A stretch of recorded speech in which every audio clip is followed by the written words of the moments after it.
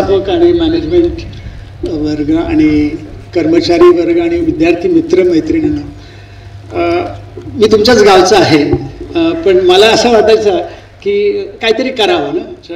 इतर सगळं काही करता येणं शक्य आहे, पण उद्योजक निर्माण करणं फार गरजेचं आहे. मी स्वतः उद्योजक झाल्यानंतर ना बऱ्याच लोकांना उद्योगात आणलं. मग मी गर्जे मराठी आपले गाणूसाहेब आहेत ना, यांच्या संपर्कात आलो. अमेरिकेला मी पहिल्या कॉन्फरन्सला गेलो, नंतर दुसऱ्याही गेलो, आणि नंतर आता आपल्या देशात पुण्याला जी कॉन्फरन्स झाली तिलाही आलो होतो. त्यावेळेला मला असं वाटलं की आपल्याकडे कुठेतरी जिथे विद्यार्थी आहेत त्यांच्यासाठी सरांचं मार्गदर्शन व्हावं. तर ही गर्जे मराठी ही संस्था गाणू सरांनी निर्माण केली आहे आणि ते संस्थापक आहेत. गाणू सर हे चिपळूण, तुम्हाला माहिती आहे कोकणामध्ये रत्नागिरीमध्ये चिपळूण या ठिकाणी त्यांचा जन्म झाला आणि संपूर्ण बालपण त्यांचं विलेपार्ल्याला गेलं. तर विलेपार्ल्याला त्यांनी मराठीत 11वीपर्यंत शिक्षण घेतलं. नंतर B.Pharm केलं. B.Pharmacy केल्यानंतर मग त्यांनी एकही दिवस नोकरी केली नाही. तुमच्यासाठी आदर्श म्हणून मुद्दामून त्यांना मी घेऊन आलो. मी तरी 2 वर्ष नोकरी केली, 38 वर्ष मी व्यवसायात आहे आणि मी सगळ्या औषधांच्या संलग्न आहे. त्यांनी सर पण औषधांच्या संलग्न आहेत आणि ते आणि त्यांच्या दोघेही या त्यांच्या फॅक्टरीज होत्या. त्यांच्या 2 फॅक्टरीज होत्या, औषध निर्मितीच्या फॅक्टरीज होत्या. हे सगळं कॅप्सूल, इंजेक्टेबल, स्टराईल जे लागतात, ज्याला अतिशय स्ट्रिक्ट गाईडलाईन्स असतात, त्यांची फॅक्टरी होती. हे सगळं त्यांनी सोडून त्यांच्या वयाच्या 51व्या वर्षी निवृत्ती घेतली आणि समाजासाठी काहीतरी करायचं.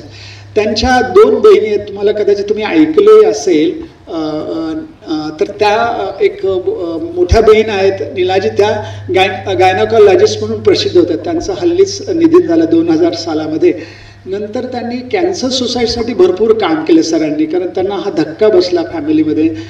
मातृतुल्यासारख्या त्यांच्या त्या बहीण होत्या आणि दुसरी एक बहीण आहे गाणूसाहेब आणि त्यांच्या 2 बहिणी. त्या दोन्ही बहिणी मेडिकल प्रोफेशनमध्ये, आणि गाणूसाहेब हे मेडिकल नाही पण फार्मामध्ये रिलेटेड आहेत. आणि त्यांची 2 मुलं आहेत. एक मुलगा तुम्हाला आश्चर्य वाटेल फार मोठ्या पोस्टवरती आहे, म्हणजे is managing director of a huge big company international याच्यामध्ये, आणि मुलगी फेसबुकमध्ये आहे. तुम्हाला आश्चर्य वाटेल, मुलीचा पगार मी आता सांगायला नको पण तरी सांगतो, 80 करोड पगार आहे त्यांचा. सगळ्यांच्या म्हणजे सगळ्यांना फेसबुक जॉईन करावंसं वाटतं. अच्छा, नाही मी हे का सांगतो, पगार सांगण्यासाठी नाही मी तुम्हाला सांगितलं, पण ते डाऊन टू अर्थ कसं आहे. 80 करोड पगार असणारी व्यक्ती आजही इकॉनॉमिक क्लासने जाते. कशाला? पुढच्या पिढीवर संस्कार व्हायला पाहिजे, डाऊन टू अर्थ राहायला पाहिजे. खूप पैसा आला, तुम्ही बघितलं असं की ज्यांच्या घरामध्ये भरपूर पैसा आले बहुतेक ती मुलं बिघडलेली असतात ना. तर ते एक उदाहरण आहे, कारण त्या मागच्या पिढीपासून मधल्या पिढीने आता पुढच्या पिढीमध्ये हे संस्कार होत आहेत. आणि गाणूसाहेबांनी ही गर्जे मराठी ही जी संस्था निर्माण केली आहे ना, हिचं 30 देशांमध्ये ही संस्था आहे. मराठी फक्त मराठी आहे.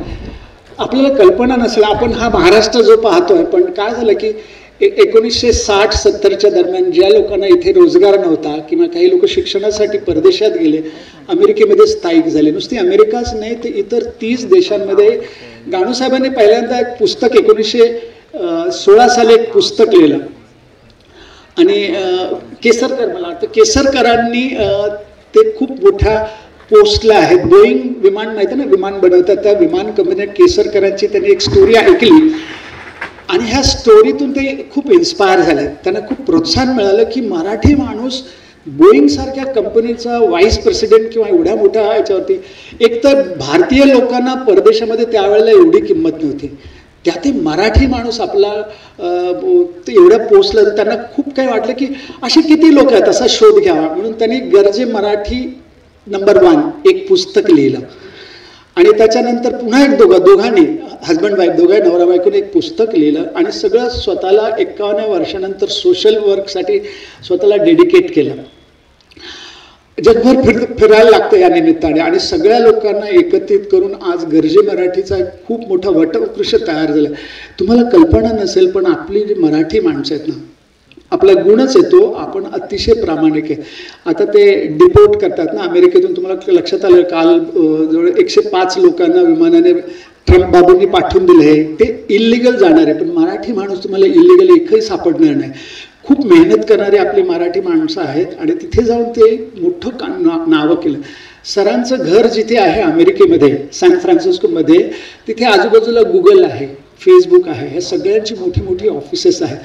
आश्चर्याची गोष्ट म्हणजे याच्यामध्ये मराठी माणूस टॉप लेवलला आहे. मग त्यांनी एक विचार केला, तर हे फक्त अमेरिकेमध्ये नाही, जपानमध्ये आहे, त्याच्यानंतर सिंगापूर, जपान, चीन आहे, अनेक देशांमध्ये ही मराठी माणसं आहेत ज्यांना ते त्या काळात गेले, त्यांना आपल्या प्रांतासाठी आपल्या गावासाठी काहीतरी करावं. जसं मला वाटलं नाही आज आपल्या गावासाठी काहीतरी आपण कुठच्या मार्गाने काय करता येईल ना. अच्छा, मुंबईला आम्ही करत असो सायलेंटली आपल्या लोकांना व्यवसायात कसं आणायचं, तर असं 40 लोकांना मी प्रयत्न करून नोकऱ्या सोडायचं काम करायला लावलं आहे आणि बिझनेसमध्ये आलं आहे. नॉर्मली काय करतात, प्रत्येकाला नोकरीला लावायला खूप आपला कुठे वसिला आहे का ह्याला ह्या ठिकाणी कामाला लावायचं. मी 23व्या वर्षी आलो व्यवसायामध्ये आणि 23व्या वर्षात मी विचार केला की मला सपोर्ट करणारे काही ठराविक लोक होते, तसं यांना सपोर्ट करणारे कोणीच नाही आपल्या समाजामध्ये, कोणीच नाही. मग मी ते सुरुवात करून अनेक लोकांना, आता तुम्हाला बरीचशी मंडळी दिसतील आपल्या कंपनीपेक्षा त्यांच्या मोठ्या कंपन्या झाल्या. मला हा विचार लक्षात आला, आपल्या गावातल्या लोकांनी काय उद्योजक बनू नये.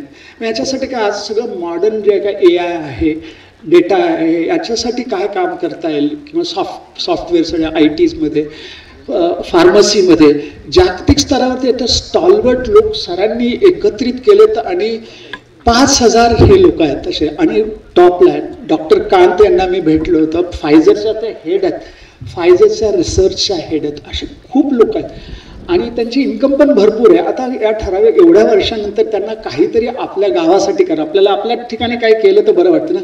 तर सरांनी इतकं मोठं काम केलं आहे, तर तिथे इतका मोठ्या प्रमाणात काम चालू आहे. तर मला असं वाटलं की आपल्या तुमच्यासारख्या तरुणांना की आपल्याला काय करता येईल, कारण आपण रोजगारसाठी काम करायचं, जे रोजगार देणाऱ्यांसाठी काम करूया या विचाराने मला असं वाटलं की कसं करून सरांना आपल्या गावाला ना कुठे आणता येईल, तर जिथे जास्तीत जास्त ग्रॅज्युएट पोस्ट ग्रॅज्युएट मुलं असतील किंवा त्यांना ॲटलिस्ट आजचा हा विचार तुम्हाला घेऊन जाता येईल. आणि तुम्हाला नुसता विचार करून नाही चालणार ना, आपल्याला काहीतरी करायला पाहिजे ना. तर तुम्ही स्वतः इनिशिएटिव्ह घ्यायला पाहिजे. सर तर मार्गदर्शन करतील, साईट आहेत ते सगळे काही डिटेल्स सांगतील.